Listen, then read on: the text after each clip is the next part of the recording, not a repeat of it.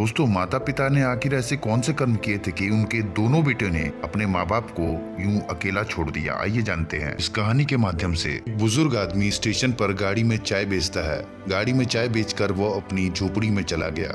झोपड़ी में जाकर अपनी बुजुर्ग पत्नी से कहा कि दूसरी ट्रेन आने से पहले एक और केतली चाय बना दो। दोनों बहुत बुजुर्ग हैं।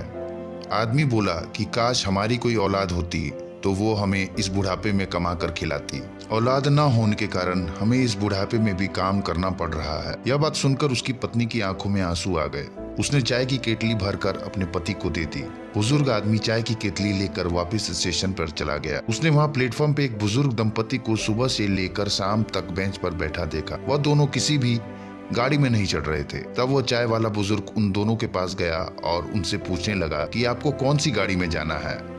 मैं आपको बता दूंगा कि आपकी गाड़ी कब और कहाँ आएगी। तब वो बुजुर्ग दंपति बोले कि हमें कहीं नहीं जाना है। हमें हमारे छोटे बेटे ने यहाँ एक चिट्ठी देकर भेजा है और कहा है कि हमारा बड़ा बेटा हमें लेने स्टेशन आएगा, और अगर बड़ा बेटा न पहुँचे तो इस चिट्ठी में जो पता है वहाँ पहुँच जाना। हमें तो पढ़ना लिखना आता नहीं है। आप हमें बस ये चिट्ठी पढ़कर ये बता दो कि यह पता कहाँ का है, ताकि हम लोग अपने बड़े बेटे के पास पहुंच जाएं। चाय वाले ने जब वो चिट्ठी पढ़ी तो वो वहीं जमीन पर गिर पड़ा। उस चिट्ठी में लिखा था कि ये मेरे माता पिता हैं। जो इस चिट्ठी को पढ़े वो इनको पास के किसी वृद्धाश्रम में छोड़ आए। चाय वाले ने सोचा था कि मैं बे औलाद हूँ, इसलिए बुढ़ापे में काम कर रहा हूँ। अगर औलाद होती तो काम न करना पड़ता। इस बुजुर्ग दंपति के दो बेटे हैं, पर कोई भी बेटा इनको रखने को तैयार नहीं है। संत जी संगत को यह घटना सुनाते थे और संगत से पूछते थे कि बताओ औलाद होनी चाहिए या नहीं। संत जी कहते थे कि सुख या दुख औलाद से नहीं मिलता। सुख दुख तो अपने कर्मों के अनुसार मिलता है।